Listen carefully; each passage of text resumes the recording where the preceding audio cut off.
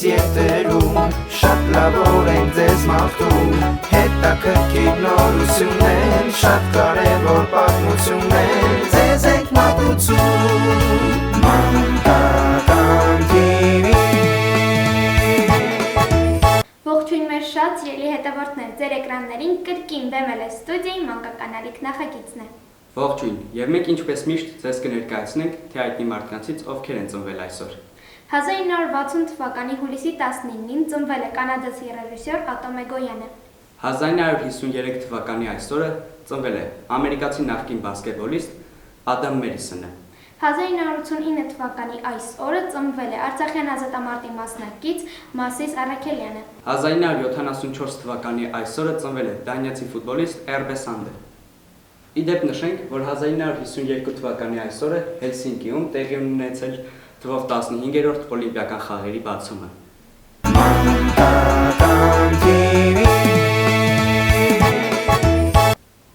Գիտես, կարծում եմ այս էջը բոլորիս կողմից շատ սիրված և սպասված էջերից մեկն է։ Դե ինչ, արդեն հասկանալի է, որ մեր եթերում իմ հերոսը էջն է։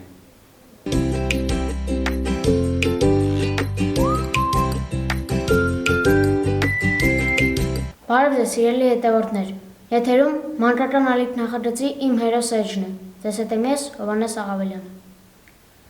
Արցախյան ռոյամարտի հաղթանակը կերտած հերոսների զավակները այսօր էլ շարունակում են իրենց հայրերի ու պապերի գործը, անառիկ պահելով մեր հայրենիքի սահմանները։ Հայրենիքն ու ընտանիքը պաշտպանելը սուրբ գործ է, այսպես են մտածում նրանք, այսպես է ասում նաև Հայաստանի Հանրապետության զինված ուժերի սպա փոխգնդապետ Սարգիս Ստեփանյանը։ Սարգիս Վանիկի Ստեփանյանը ծնվել է 1983 թվականի փետրվարի 21-ին Երևանում։ Ավարտել է Արցախի պետական համալսարանը և Հայաստանի Հանրապետության պաշտպանության նախարարության Վազգեն Սարգսյանի անվան ռազմական համալսարանը։ Եղել է Հայաստանի Հանրապետության զինված ուժերի հատուկ նշանակության խմբի հրամանատար։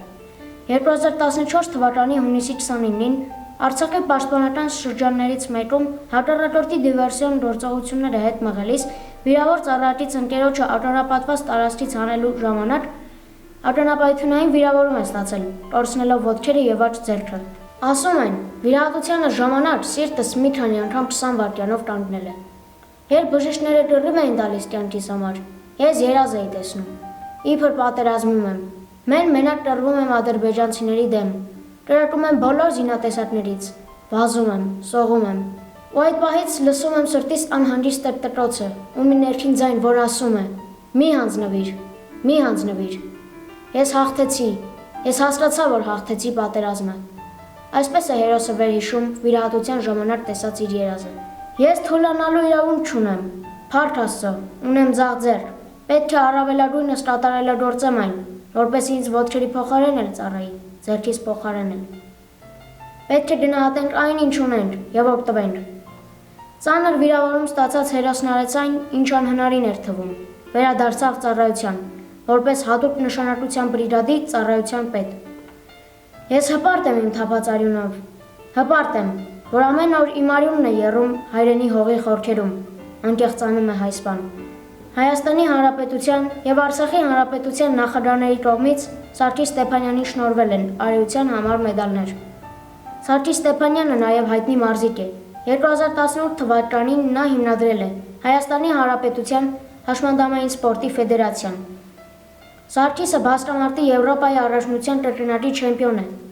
Արցախի առաջնության եռակի չեմպիոն։ Նրա անունը գրանցված է հայկական դյուցազնագրքում։ Աննկուն կամքի տեր հայ զինվորականը օրինակ է անսահման հայրենասիրության ու ընկերասիրության։ Նա մեզ ներշնչում է չհանձնվել անել անելի թվացող իրավիճակներում, շարունակել պայքարել ու ապրել։ Իմ հերոսը Սարգիս Ստեփանյանն է։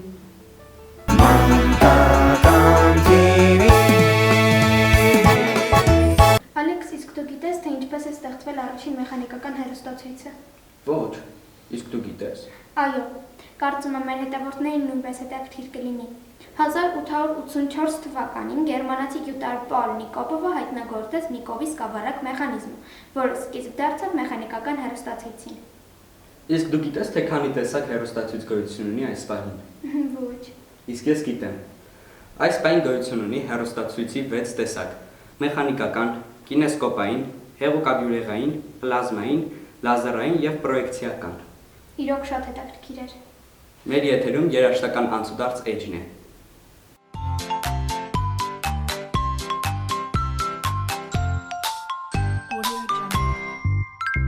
Ողջույն իմ շատ սիրելի հետևորդներ, այսօր ես կխոսեմ աշխարհի բոլոր ժամանակների ամենասիրված եվրոպական երաժիշտ, դասական շրջանի ավստրիացի նշանավոր կոմպոզիտոր Վոլֆգանգ Ամադեուս Մոցարտի մասին։ Նա ծնվել է 1756 թվականի հունվարի 27-ին Զալցբուրգում։ Մոցարտը երաժշտական արտակարգ ընդունակություններ է դրսևորել վաղ մանկուց։ 4 տարեկանում նվագել է կլավեսին, իսկ 6 տարեկանում ստեղծագործել է, 8 տարեկանում գրել է առաջին սիմֆոնիան։ 1770 թվականին 14-ամյա Մոցարտը ընտրվել է Իտալիայի Բոլոնիա քաղաքի ֆիլհարմոնիկ ակադեմիայի անդամ։ Տաղանդավոր պատանու ստեղծած թովիչ մեղեդիները և կատարումները երաժշտասեր հասարակությունն ընդունել է ցնծությամբ։ Մոցարտին անվանել են 18-րդ դարի հրաշամանուկ։ Կյանքի 35 տարիների ընթացքում գրել է 600-ից ավելի ստեղծագործություններ, որոնցից շատերը սիմֆոնիկ, կամերային, օպերային և երգչախմբային երաժշտության գլուխգործոցներ են։ Մեծ է Մոցարտի ներդրումը օպերային ժանրում՝ Առևանգում հարեմից, Ֆիգարոյի ամուսնությունը, Դոն Ժուան, կախարդական սրինգ գործերը համաշխարհային օպերային արվեստի լավագույն նմուշներից են։ Մոցարտի վերջին ստեղծագործությունը հանրահայտ ռեքվիեմն է։ Վոլֆգանգ Ամադեուս Մոցարտը մահացել է 1791 թվականին երիկամային վարակից և թաղվել է Սուրբ Մարկոսի գերեզմանատանը, ընդհանուր գերեզմանի մեջ, ուստի թաղման ճիշտ վայրը այսօր անհայտ է։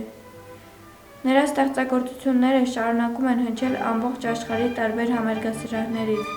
Մոցարտը մի կոմպոզիտոր է, որի համբավը երբեք չի խամրի և արժեքավոր գործերը կշարունակեն հուզել ունկնդրին։ Ի դեպ աշխարհի բազմաթիվ գիտնականների, բժիշկների և հոգեբանների ուսումնասիրություններն ապացուցում են, որ Վոլֆգանգ Ամադեուս Մոցարտի երաժշտությունը մարդկանց վրա ուժեղ ազդեցություն է ունենում։ Ըստ եվրոպացի գիտնականների, Մոցարտի երաժշտությունը բարձրացնում է մարդկանց մտավոր կարողությունները։ Նրա վառ ու բազմազան երաժշտությունը թեթևացնում է գլխուղեղի աշխատանքը։ Մոցարտի ուժը հասանելի չէ որևէ մեկին։ Նրա երաժշտությունը ազատում է հոգին։ Մեղեդիների բուժիչ ազդեցությունը այնքան հզոր է, որ Մոցարտին կարելի է համարել կոմպոզիտորներից ամենամեծը։ Այսօր այսքան է, լսեք իմ երաժշտական անցուդարձը և ճանաչեք աշխարհահռչակ երաժիշտներին։ Կհանդիպենք։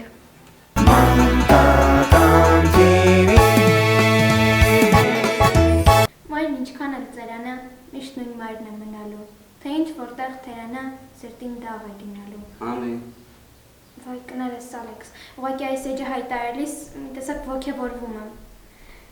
Կարծում եմ հասկացաք, մեր եթերում գրական էջ։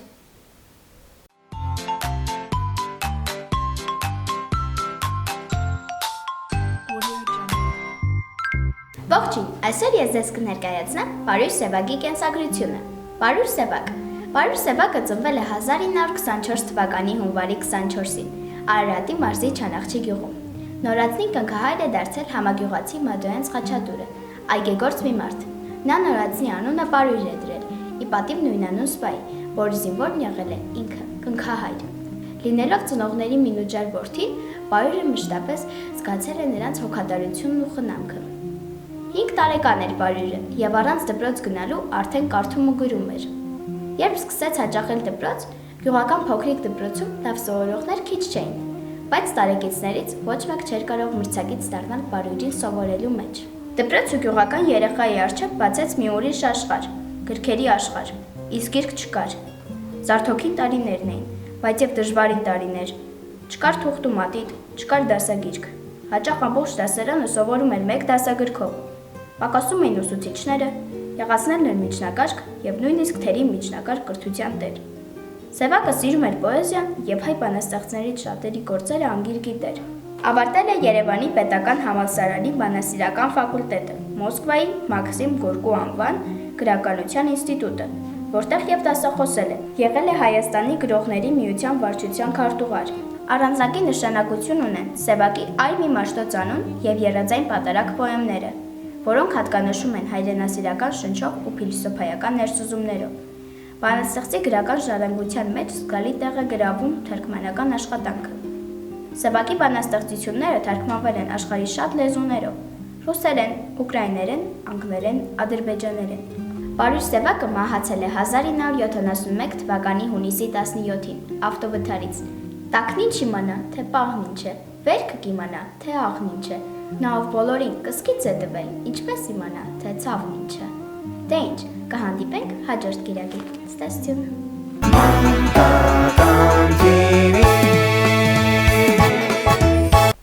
Մանե, կենթանիներ սիրում ես, եւ ինչ կենթանի ես սիրում։ Այո, Ալեքս, սիրում եմ եւ ավելի շատ շուն։ Մեր եթերում մենք եւ կենթանիները էջն է։ Արտուր Քարտաշյանի հետ։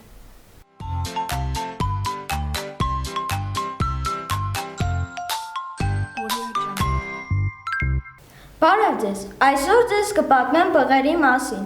Կան երկու սեռի փղեր՝ աֆրիկական եւ ասիական։ Աֆրիկական փղի սեռը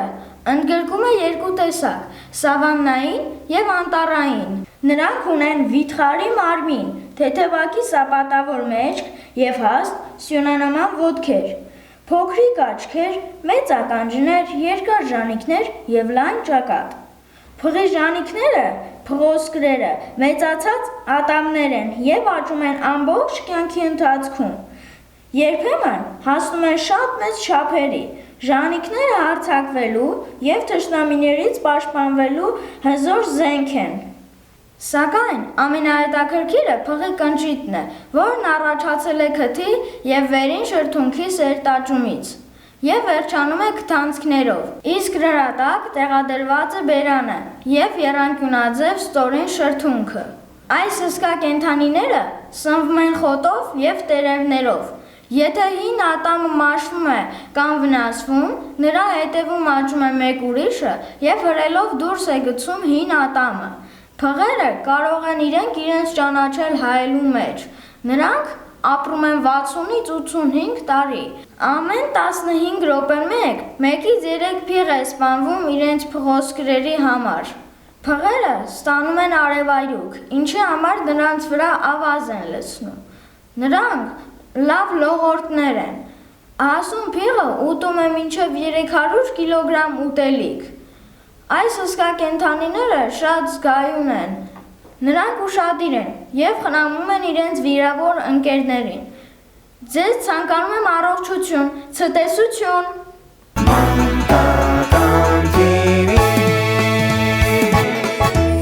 Ալեքս, ինչ ֆիլմ ես սիրում եւ որ ֆիլմն ես հիմա դիտում։ Ֆիլմեր այս պայն դիտում եմ իսպանական La Casa de Papel ֆիլմը եւ տպավորված եմ։ Շատ լավ ֆիլմ է։ Խորհուրդ կտամ դու էլ դիտես։ Լավ, անպայման կհետևեմ քո խորհրդին։ Իսկ հիմա ժամանակն է եթերը տրամադրենք Աշոտ Սերոփյանին։ Որ ձեզ կներկայացնի մշակույթի արժեքայիջը։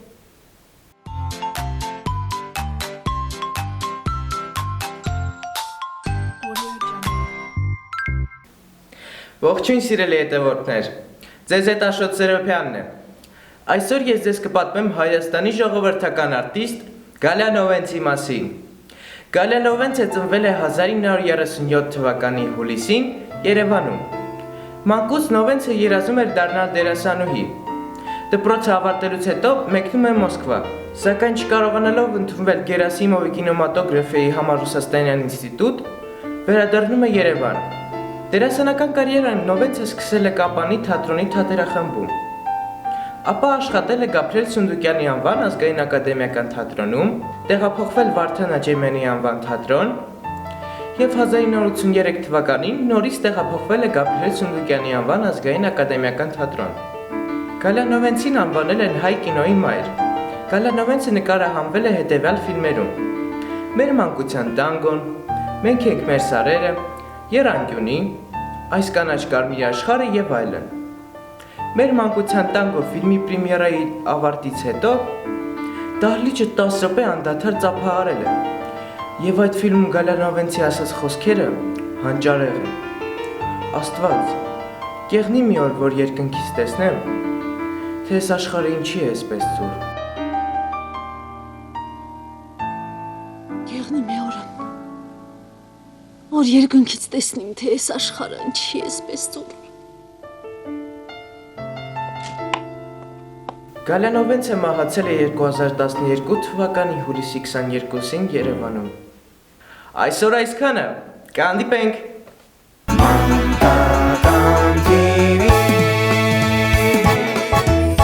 Ման, իսկ դու քեզ համարում ես նորաձև կամ հետաքրքրվում ես նորաձևությամբ։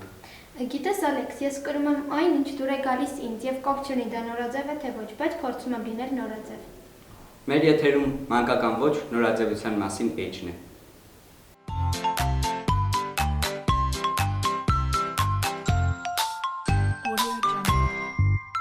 Բարև, կրկին ձեզ հետ ես եմ, Հայկոն։ Երբեմն մտածել եք, որ հագուստի որոշ գույներ կարող են ազդել տրամադրության վրա։ Օրինակ, սպիտակ գույնը համարվում է մաքրության և թեթևության խորհրդանիշ, իսկ կապույտ գույնը վերացնում է տագնապը մարդու միջից։ Սպիտակ և կապույտ գույնի համադրությունը շատ հարմար է աշխատասեր մարդկանց համար։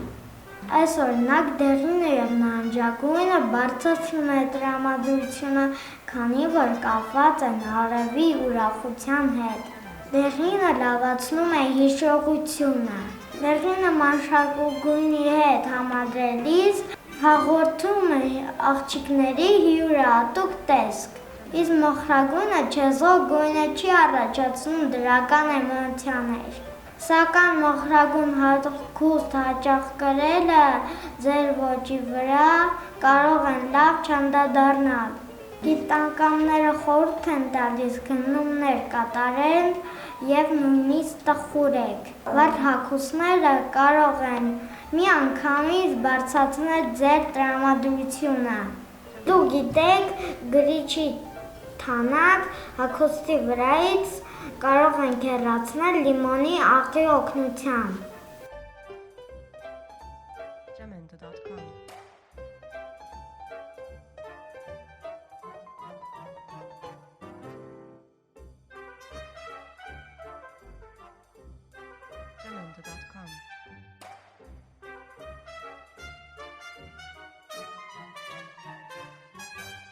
Ահա լիմոնի աղը վերացրեց գրիչի հետքերը։ Կարծում եմ այսօր էլ ավելի հետաքրքիր էր իմ նյութը։ Դե ինչ, կհանդիպենք հաջորդ կիրակի, ցտեսություն։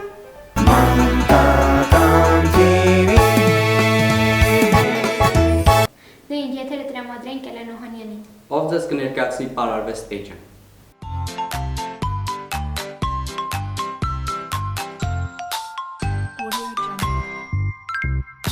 Բարև ձեզ, ձեզ հետ նորից Էլեն Օհանյանն է պարարվեստ էջով։ Այսօր կխոսենք Թամզարայի մասին։ Թամզարան բուն հայկական հարսանեկան երգպար է։ Այն առաջացել է հայկական լեռնաշխարհում։ Թամզարան պարել են բազմաթիվ հայկական բնակավայրերում։ Հայկական պարարվեստի մեջ Թամզարան ունի մոտ 17 տեսակ։ Ըստ որոշ ուսումնասիրողների, Թամզարաբառը առաջացել է նույնանուն Թամզարա գյուղի անունից։ Բառի ընդհանուր տեղաշարժը դեպի աջ է։ Բառը ըստ բովանդակության կապված է նախնիների հիշատակության, կենդանական և բուսական աշխարհի աճի և հետագա սերնդի զարգացման հետ։ Թամզարա բառի շարժումները կարող են ունենալ նաև նմանակող հատկություն, օրինակ շրջանը կարող է կապված լինել աստղերի պաշտպանմունքի հետ։ Թամզարա բառաքայլին բնորոշ են ոտքի կրկնակի հարվածները, սակայն կան Թամզարայի որոշ տեսակներ, որտեղ այդ հատվածները չեն կատարվում։ Այսօր այսքանը, կհանդիպենք հաջորդ կիրակի։ Իսկ այժմ առաջարկում եմ ձեզ դիտել մի գեղեցիկ պարային տեսահոլովակ բեմել է ստուդիայի կողմից։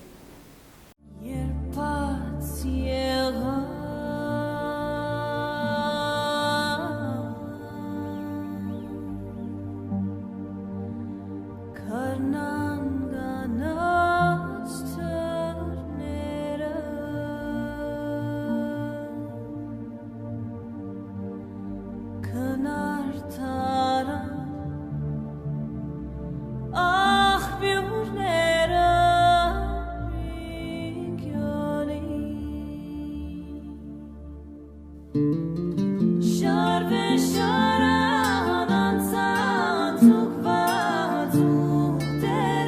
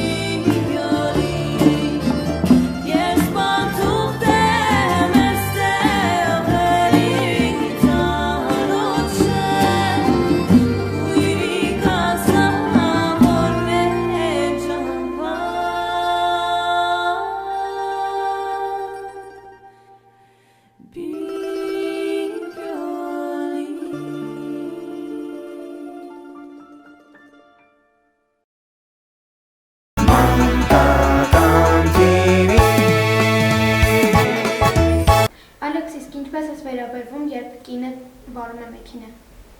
Ինձ համար կապ չունի ով է վարում մեքենան, կարևորը իմանալ ճանապարհային կանոնները։ Լավ, իսկ հիմա մեր եթերում ավտոմեքենաներին նվիրված էջ։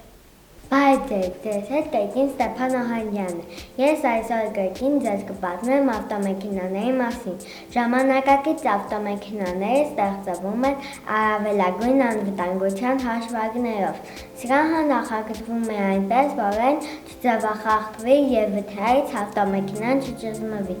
Անվտանգության գոտիների օգտագործումը պարտադիր է։ Հատուկ փականներով սարքված թղթերը ընթացքի ժամանակ չեն բացվում։ Մեքենայի պատուհանների ապակիները ջարդվելիս բեկոններ չեն առաջացնում։ Արգելակային հատուկ համակարգը թույլ չի տալիս, որ ավտոմեքենան շրջվի։ Ավտոմեքենաներում օգտագործվում են օդային բարձիկներ։ Վթարի դեպքում դրական թարթորեն փրկվում են օդով, թուլացնում հարվածի ուժը և ուղևորներին պահպանում վնասվածքներ։ Ավտոմեքենաների շարժիչներն արտանետում են գազեր, որոնք աղտոտում են շրջապատի օդային միջավայրը։ Եթե բոլոր վարորդներն վազեցնեն մեքենավարման իրենց միջին հեռագությունը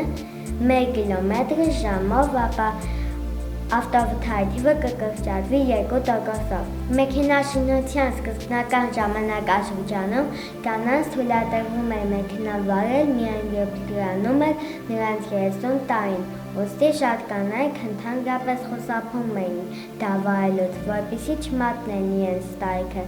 Ավտովթարներից 10-ից մեկը տեղի է ունենում անվարդողների մաշվածության պատճառով։ Բարի և անվտանգ երթևեկություն բոլոր մեքենավարներին։ Ցտեսություն ձեզ հետ Ստեփան Օհանյանն էր։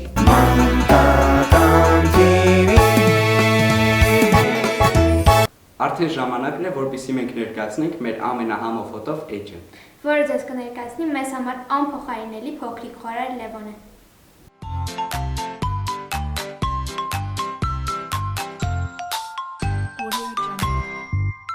Բայց ձեզ իմ շատ սիրելի հետևորդներ, ձեզ հետ կրկին ուտող խմող Լևոնն է։ Այսօր ես ձեզ համար կպատրաստեմ բրոկոլիով աղցան։ Վերցնում ենք խաշած բրոկոլին։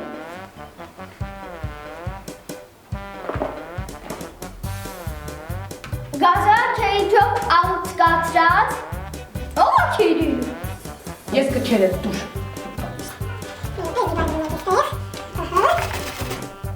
Աշ ինչ ես անում, Արինյան։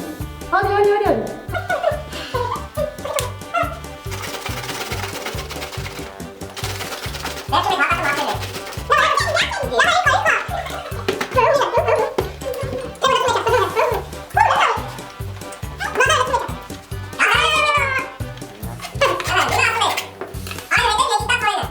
Այնուհետև եգիպտացորենը։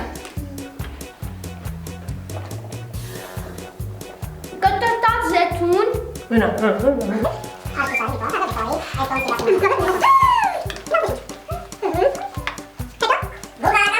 Բուլղարական պղպեղ։ Արի։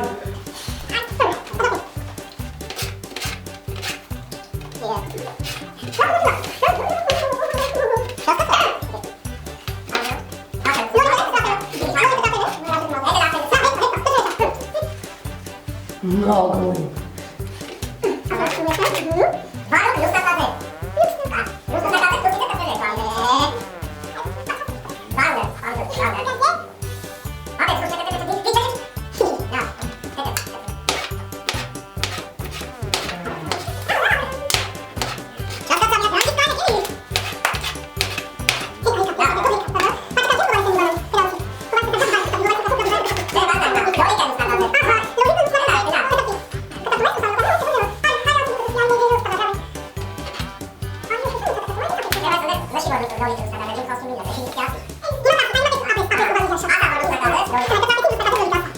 Գրատեցինք լուսնակաձև լոդիկը։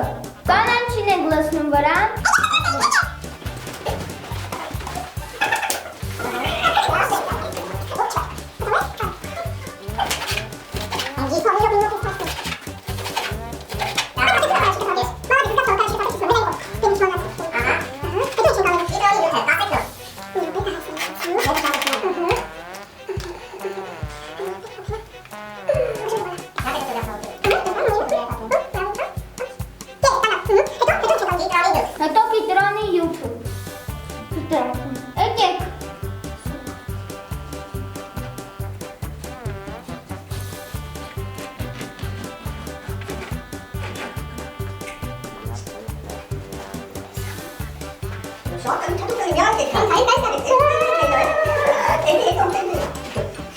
Եվ վերջում սերվիվան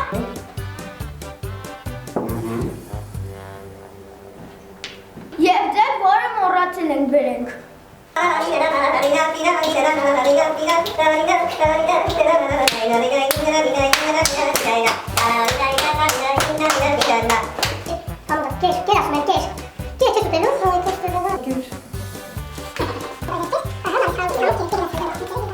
Դե ինչ, հուշով եմ համովել Կհանդիպենք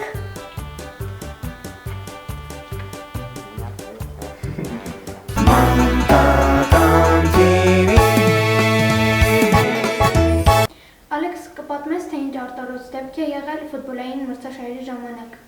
Այո, ասեմ, որ 1950 թվականի աշխարհի առաջնության ժամանակ FIFA չթույլատրեց հնդիկները խաղալ ֆուտբոլը, քանի որ խաղում էին ոտաբոբիկ։ Դե ինչ ժամանակն է, որ Ալեքս Նիկողոսյանը ձեզ ներկայացնի ֆուտբոլային պատմություններ էջը։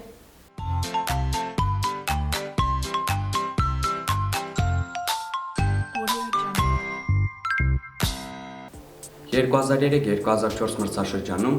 Միլանը տիրացավ սերիայի չեմպիոնի կոչմանը, ինչպես նաև հռչակվեց գավաթակիր։ Սակայն այս ամենի հետ զուգահեռ թիմի համար այդ տարին համարվում է անհաջողակ։ Չեմպիոնների լիգայի 1 քարտ եզրափակում լինելով անհերքելի ֆավորիտ, պայքարը զիջաց Լա Կորոնիայի Դեպորտիվոին։ Հենց այն նույն Սուպեր Դեպորի, որը արդեն կործանման էր գնում։ Երբեմնի ամենահզոր գրանդակումներից մեկը Դեպորտիվոն քանդվում էր բոլորի աչքերի առջև։ Թիմի հաջողության գլխավոր գրավականը թիմի նախագահ Ալվարո Սեզար Լենդորերան էր, որը ֆինանսական լուրջ խնդիրներ ուներ։ Այդ իսկ պատճառով նախկին առաջատարները հեռացան ակումբից, իսկ հին տղաներից այն տղաները մնացին, ում կարիերան արդեն մայրամուտին էր մոտենում։ Չիրականացվեցին նաև նոր տրանսֆերներ։ Հենց 2003-2004 մրցաշրջանը դրեց Դեպորի դժբախտությունների մեկնարկը, իսկ կային տարիներ, երբ Դեպորը իսկական տոն էր տալիս եվրոպական ֆուտբոլում։ Ֆրանը, Ջալմինյոն, Մաուրո Սիլվան, Վալտեր Պանդեամին եւ Ալբերտ Լուկեն նվաճում են հնարավոր բոլոր տիտղոսները։ Ահա այն կադրերը, երբ Դեպորը նշում էր հերթական գավաթի նվաճումը, այդ տարիների համար սովորական պատկեր էր։ 1 քարտ եզրափակում տեղի ունեցած Դեպորտիվո Միլանյան դիմակայությունում առաջինը հարցի մեջ առաջանցան Դեպորտիվոյի ֆուտբոլիստները, այն էլ խաղի մեկնարկում։ Սակայն խաղի մնացած ժամանակահատվածում բաց թողեցին 4 անպատասխան գնդակ։ Այսպիսով Դեպորտիվոյի առջև անլուծելի խնդիր էր դրված։ Նրանք պետք է հետ գային 4-0 հաշվով պարտվելուց հետո։ Երկրորդ խաղում Միլանը իր ուշադրությունը սևեռեց սերիայի վրա, որտեղ պայքարի մեջ էր Յուվենտուսի եւ Ինտերի հետ։ Այսպիսով մատների արանքով մոտենալով խաղին լրջագույնս պատժվեց։ Խաղի հենց մեկնարկում կերկին Դեպորտիվոն առաջանցավ հաշվի մեջ։ Նաեւ երկրորդ խաղակեսի սկզբում Վալեխոնը խփեց նաեւ երկրորդ գնդակը։ Այսպիսով 1 գոլ եւ նրանք հաջորդ փուլում էին։ Այդ 1 գոլը Ալբերտ Լուկեն խփեց։ Ասեմ ավելին, խաղը վերջում Կաֆուն ինքնագոլի հեղինակ դարձավ։ Հաշիվը դարձավ խայտառակ 4-0։ Դեպորտիվոն նվաճեց 1 երկրորդ եզրափակչի ուղեգիր, կերտելով պատմություն։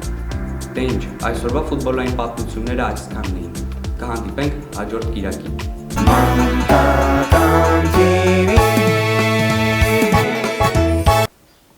Այս պահին կապ հաստատենք Իջևան, տեսնենք թե ինչ հետաքրքիր նյութ է պատրաստել մեզ համար Սրբույի Չիբուխչյանը։ Բարև ձեզ, Ալեքս եւ Մանեկ, կարծում եմ դուք լավ եք, ինչպես ես այս պահին։ Այսօր ձեզ կներկայացնեմ 2 բույս ծաղիկ, որ պակաս կարևոր չէ, որպեսզի տեղյակ լինենք նրանց մասին։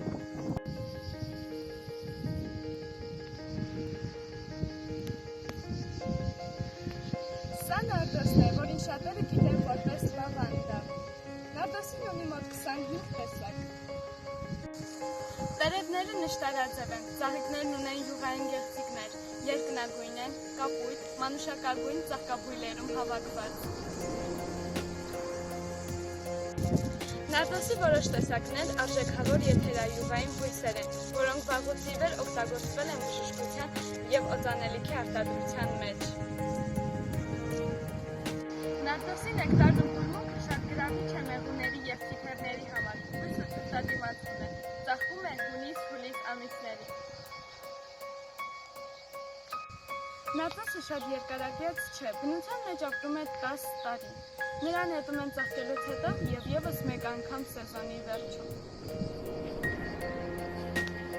Հաջորդ բույսը, որ կուզենայի ձեզ ներկայացնեմ, դա Բուդլեյա դավինգին է։ Տերևաթափ թուփ է, ունի 2-ից 3 մետր բարձրություն։ Ճյուղերը պղտոր կանաչավուն են, ծաղիկները մեղրի բուրմունք ունեն, հասկանման, 10-ից 25 սանտիմետր երկարությամբ, ծաղկում են հուլիս-հոկտեմբեր ամիսներին։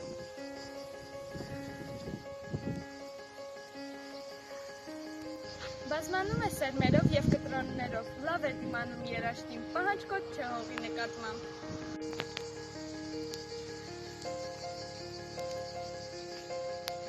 Ծաղիկների բույրը գրավում է թիթեռներին, այդ իսկ պատճառով այս բույսն անվանում են նաև թիթեռի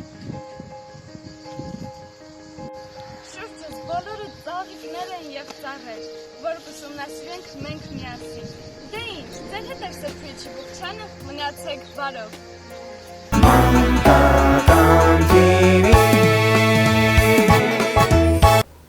Սա քեզ։ Շնորհակալություն Ալեքս, բայց ինչ առիթով։ Այն առիթով, որ մեր հաղորդաշրջանակներում ավելացել է ևս մեկ նոր էջ, որը պատմում է բույսերի և ծաղիկների մասին։ Սիրով խոսքը տրամադրենք մեր նոր գործընկերուհի Օքսանա Եսայանին։ Բարև ձեզ իմ սիրելի հետևորդներ, ձեզ հետ ես եմ, Եսայան Օքսանան, և այսօր ես ձեզ կպատմեմ, թե որտեղից է սկսել վարդեր աճեցնել։ Առաջին անգամ վարդեր սկսել են աճեցնել հին Հռոմում, չնայած նրան, որ այն ժամանակների այգիների հիմնական նպատակը օգտակար բույսերի աճեցումն էր, սակայն հին հռոմեական գրողների ստեղծագործություններում հանդիպում են վարդերի մոտ 10 տարատեսակների նկարագրություններ։ Հերոդոտոսը արդեն մեր թվարկությունից առաջ 5-րդ դարում իր պատմության մեջ նկարագրում է Մակեդոնիայում գտնվող Միդոս արքայի այգիները և հիշատակում է այնտեղի բամբակյա վարդը։ Թեոփրաստեսը մեր թվարկությունից առաջ 300 թվականին նկարագրում է Հունաստանի այգիները և նկարագրում է 10, 20 և նույնիսկ 100 թերթիկներ ունեցող վարդեր։ Պոմպեի հրաշալի խճանկարի վրա, որը գտնվում է Նեպալի թանգարանում, կարելի է տեսնել նաև դամասկոսյան վարդեր, որոնց հայրենիքը անկասկած արևելքն է, որտեղից էլ հայտնվել են հարավային Իտալիայի այգիներում։ Հռոմեական կայսրության անկման հետ մեկտեղ այգեգործությունը տարածվեց վանքերում, հենց վանական այգիներն էլ Ալպերից այն կողմ գտնվող այգիների համար նախատիպ ծառայեցին։ Այսօրվա համար այսքանը, կհանդիպենք մյուս կիրակի, ցտեսություն։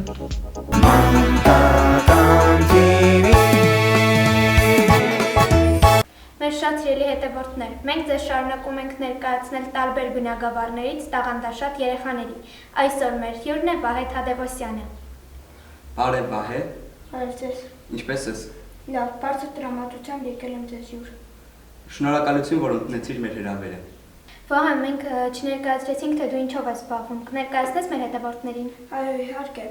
Ես զբաղվում եմ Հայաստանի պրոֆեսիոնալ կամեկ ֆեդերացիա եւ զբաղվում եմ քինգբոքսինգ մարզաձևով։ Իսկ քանի տարեկանից ես սկսել զբաղվել այդ սպորտով։ Ես զբաղվում եմ 6 տարեկանից եւ այս 5 տարիների ընթացքում ունեցել եմ բազում հաղթանակներ, հաջողություններ։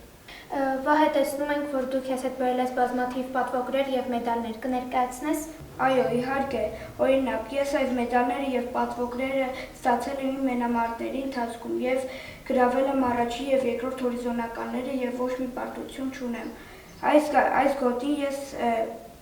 մենամարտել եմ պրոֆեսիոնալ մենամարտ եւ առաջին հորիզոնականն եմ վաստակել։ Ես մենամարտեր եմ ունեցել ոչ միայն Հայաստանում, այլ Հայաստանից դուրս։ Օրինակ, ես ուզում եմ խոսել իմ ամենից կարևոր հաղթանակի մասին, որը ես Վրաստանում ադրբեջանցի մարզիկի պարտության եմ մատնել։ Այս մեդալը։ Պատկերացնում եմ, թե քեզ համար ինչ պատվավոր է եղել։ Այո, ինձ համար մեծ պատիվ էր։ Կարծում եմ դեռ շատ հաղթանակներ առջևում են։ Այո։ Մաղթում ենք քեզ նորարար հաջողություններ եւ վստահ ենք, որ դու մեծ պատվով միշտ կներկայացնես մեր եռագույնը։ Մանեալեք, ես ձեզ եմ շնորհակալ։ Մաղթում եմ անխափան եթերներ եւ շնորհակալություն ինձ յուրն կարելու համար։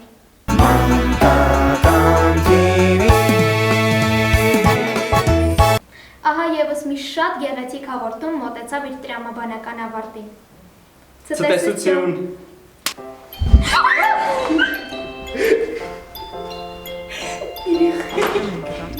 Մաղթում ենք բոլորին ուրախ վարդավառ։